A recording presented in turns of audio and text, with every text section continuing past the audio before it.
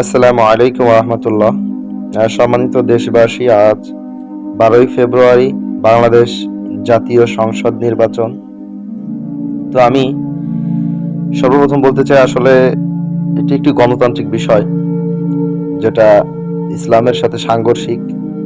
তারপরও এখানে যারা রাষ্ট্র ক্ষমতার জন্য, অর্থাৎ যারাই প্রতিদ্বন্দ্বিতা করছে না কেন, যারাই রাষ্ট্রে প্রধান হওয়ার জন্য লড়াই করতেছে না কেন, সবাই ন্যায় ইনসাফের জন্য কাজ করবে, আমি আশাবাদী।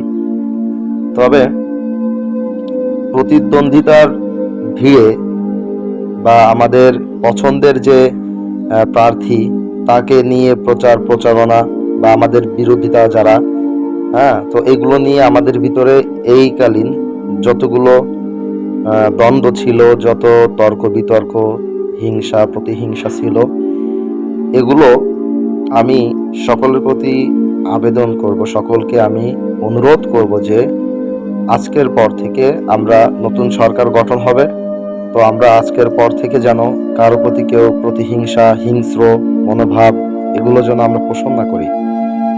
সর্বশেষ আমাদের মানতে হবে যে আসলে আমরা একে অপরের প্রতিবেশী। এখানে বহির্বিশ্ব থেকে এসে কেউ ভোট দিবে না, আমরা অবশ্যই বাংলাদেশের নাগরিক। আমাদের ভোট এখানে হবে, যারা দিচ্ছে তাদের ভোট এখানে দিবে, গণনা হবে, যে প্রার্থী বিজয়ী হবে সে সরকার গঠিত হবে। তো যারা পরাজিত হবে আমরা তাদের প্রতি হিংস্র মনোভাব না করি, সবাই মিলেমিশে সুন্দর বাংলাদেশ গড়ার লক্ষ্যে আমরা সামনে এগিয়ে যাই।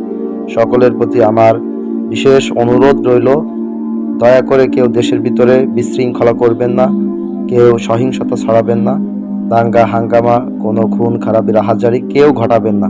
সকলে ভালো থাকবেন। বাংলাদেশ সুন্দর সবুজ শ্যামল দেশ, এখানে আমরা সুন্দর জীবন যাপন করতে চাই।